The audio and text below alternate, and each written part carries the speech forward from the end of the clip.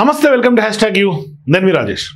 So ఇప్పుడు తెలంగాణ రాష్ట్ర రాజకీయాల్లో జూబ్లీ హిల్స్లో జరగబోయే ఉప ఎన్నిక ఇది చాలా కీలకంగా మారుతోంది. అంటే ప్రతి పార్టీ బీఆర్ఎస్ కానీ బీజేపీ కానీ కాంగ్రెస్ పార్టీ కానీ మూడు పార్టీలు అత్యంత ప్రతిష్టాత్మకంగా తీసుకున్నటువంటి ఉప ఎన్నిక జూబ్లీ హిల్స్లో జరగబోయేది.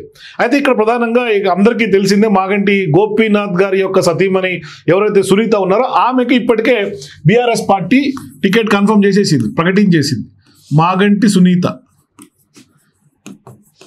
అయితే ఇక్కడ BRS party equations sympathy factor కొంత వర్కౌట్ అవుతుంది అనేది బీఆర్ఎస్ పార్టీ యొక్క ఆలోచన. అట్లాగే కొంత ఆయన మాగంటి కుటుంబం చేసినటువంటి సేవ, అట్లాగే ప్రజలతో ఉన్నటువంటి కనెక్టివిటీ,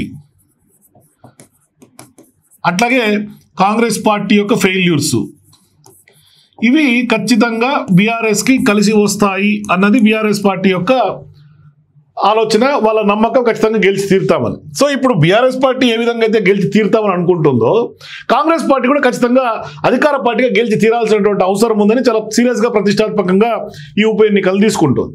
అయితే ఇక్కడ ప్రధానంగా నేను చెప్పదలుచుకున్న పాయింట్ ఏంటంటే కాంగ్రెస్ పార్టీలో సీరియస్గా ఫైట్ జరుగుతున్నటువంటి నేపథ్యంలో ఎవరికి టికెట్ కాంగ్రెస్ పార్టీ ఇస్తే గెలుపు ఖచ్చితంగా అధికార పార్టీ వశం అవుతుంది. ఎందుకంటే ఇప్పటికే బీఆర్ఎస్ పార్టీ ఆల్రెడీ వాళ్ళు ఒక స్టాండ్ తీసుకున్నారు, స్టికాన్ అయిపోయి ఉన్నారు. కాబట్టి మరి వాళ్ళ అభ్యర్థులు ఆల్రెడీ ఫిక్స్ చేసేసారు, కన్ఫర్మ్ కూడా చేసి డిక్లేర్ చేశారు. వాళ్ళకి లైన్ తీసుకున్నారు, పొలిటికల్ లైన్. కాంగ్రెస్ పార్టీకి ఓటేస్తే పేదల ఇల్లు కూల్చటానికి మీరు అధికారికంగా లైసెన్స్ ఇచ్చినట్టే అని కేటీఆర్ స్టేట్మెంట్స్ ప్రతి ఒక్క జూబ్లీకి సంబంధించినటువంటి డివిజన్ల మీటింగ్లో ఆయన మాట్లాడుతున్నారు. ఇదే లైన్నే కొంత గ్రౌండ్ లెవెల్లోకి బీఆర్ఎస్ పార్టీ తీసుకెళ్తోంది. కాంగ్రెస్ పార్టీ పట్ల ప్రధానంగా ఈ వ్యాఖ్యలనే కొంత ప్రజలకు విస్తృతంగా తీసుకెళ్లే క్యాంపెయిన్ బీఆర్ఎస్ పార్టీ టేకప్ చేసింది. ఇది ఓకే. ఇక నెక్స్ట్ కాంగ్రెస్ పార్టీ విషయం తీసుకుంటే అధికార పార్టీ టికెట్ ఆస్పిరెంట్స్ ఎక్కువగా ఉంటారు.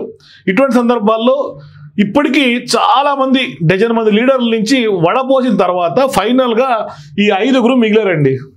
మరి ఈ 5గురులో ఎవరి వైపు అధిష్టానం మొగ్గు చూపే అవకాశాలు ఉంటాయి? అంజన్ కుమార్ యాదవ్ ఒక సీరియస్ ఆస్పిరెంట్గా ఉన్నారు.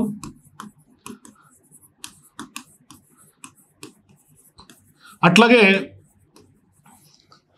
నవీన్ యాదవ్, ఈయన గతంలో కూడా కొంత సీరియస్గానే జూబ్లీహిల్స్ నియోజకవర్గాన్ని పట్టుకొని ఉన్నారు. మరి నేను గతంలో చెప్పా నవీన్ యాదవ్ గురించి కొంత నెగిటివ్ టాక్ ప్రజల్లో బలంగా ఉంది. అంటే రౌడీ కుటుంబం అని, రౌడీలకు సంబంధించినటువంటి ఫ్యామిలీ బ్యాక్గ్రౌండ్ ఉందనే ఒక చరిత్ర ఆయనకుంది. మరి కాంగ్రెస్ పార్టీ ఇప్పుడు పాజిటివ్స్ నెగిటివ్స్ అన్ని బేరీజ్ వేసుకుంటున్నటువంటి నేపథ్యంలో మరి అంటే జూబ్లీహిల్స్ ప్రజలతో అయితే కొంత కనెక్టివిటీలో ఉంటాడు. నవీన్ యాదవ్ వ్యక్తిగతంగా మంచోడు, కానీ బ్యాక్గ్రౌండ్లో కొంత ఒక నెగిటివ్ షేడ్ కనిపిస్తూ ఉంది. మరి ప్రజలు ఎంతవరకు రిసీవ్ చేసుకుంటారు, లేకుంటే టికెట్ కాంగ్రెస్ పార్టీ ఏ విధంగా ఫైనల్ చేస్తుంది? ఎందుకంటే ఈయన కూడా యాదవ్ సామాజిక వర్గమే. ఇట్లా ఒక aspect. Next Mynampally Hanumantha Rao, senior నాయకులు. ఈయన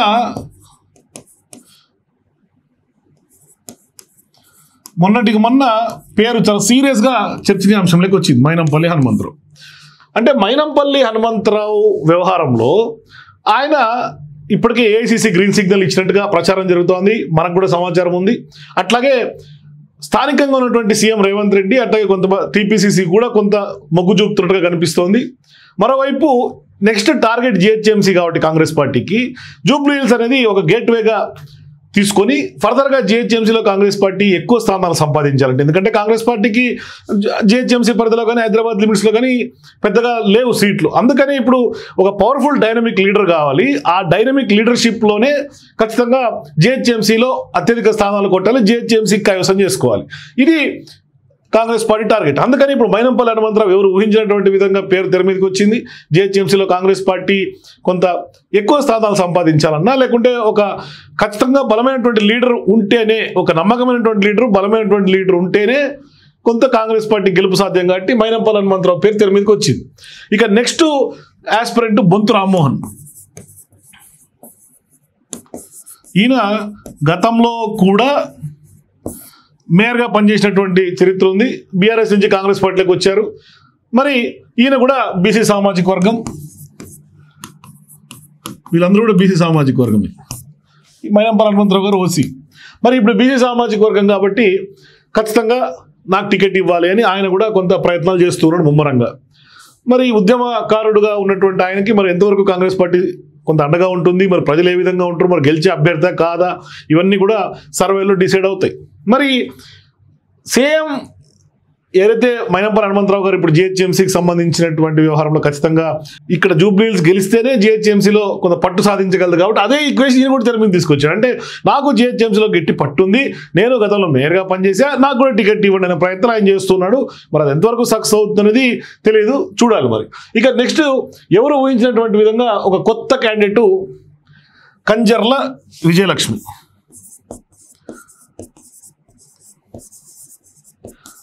కంజర్ల విజయలక్ష్మి ఈమె గత కొంతకాలంగా హల్చల్ చేస్తూ ఉన్నారు.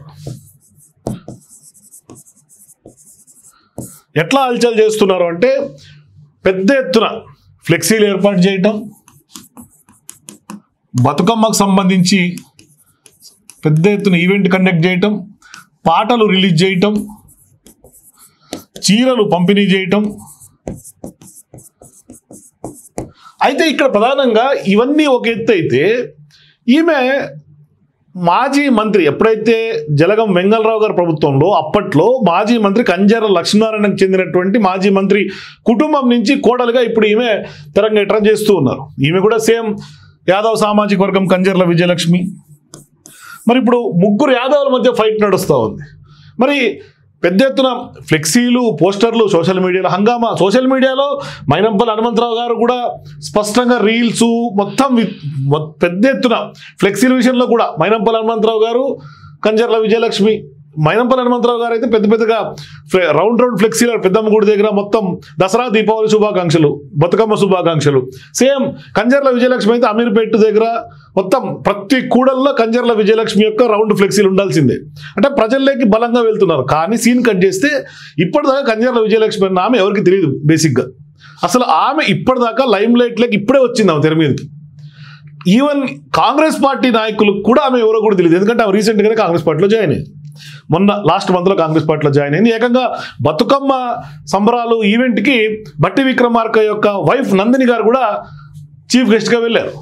మరి కాంగ్రెస్ పార్టీ నాయకులకు కూడా పూర్తిగా పెద్దగా తెలియదు. కానీ టీపీసీసీ అధ్యక్షులు మహేష్ కుమార్ గౌడ్, పొన్నం ప్రభాకర్ తోటి వీళ్ళతోటి కొంత సత్సంబంధాలు ఉన్నట్టుగా కనిపిస్తూ ఉంది. ఆమె మొన్నటికి ఉన్న టీపీసీసీ చీఫ్ మహేష్ కుమార్ గౌడే కొంత కండువగా ఆమెని కాంగ్రెస్ పార్టీలో తీసుకున్నారు. మరి ఇన్ని ఈక్వేషన్స్ మధ్యలో ఇప్పుడు కాంగ్రెస్ పార్టీలో జూబ్లీహిల్స్కి సంబంధించినటువంటి టికెట్ రేస్ అయితే చాలా సీరియస్గా కనిపిస్తోంది.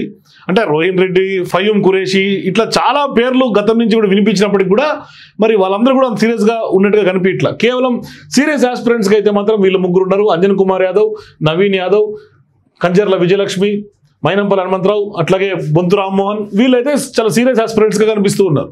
వీళ్ళందరూ కూడా మరి ఇందులో ఈ 5గురిలో ఎవరికి టికెట్ ఇస్తే ఖచ్చితంగా జూబ్లీహిల్స్ కాంగ్రెస్ ఖాతాలో పడుతుంది, ఇక్కడ కాంగ్రెస్ పార్టీ జెండా ఎగురుతుంది అన్నదే $1 మిలియన్ ప్రశ్న.